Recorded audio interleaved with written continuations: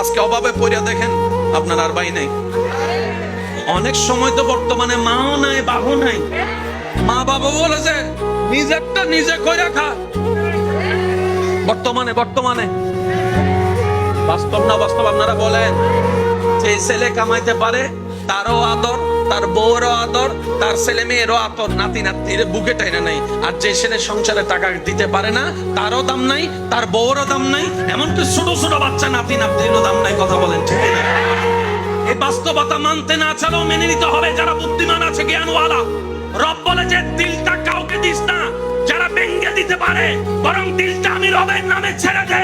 আর আমি রব তেমন দয়াবান, পৃথিবীতে বাঙ্গা জিনিসের দাম থাকে না, কিন্তু তোর বাঙ্গা হৃদয়ের দাম তোর মার কাছে না থাকলে, বাবার কাছে না থাকলে, ভালোবাসার মানুষের কাছেও না থাকতে পারে, কিন্তু তোর বাঙ্গা হৃদয়ের দাম আমি রবের কাছে 24টা ঘন্টা আছে। সেজন্য দিলটা সবসময় দিতে হবে কাকে?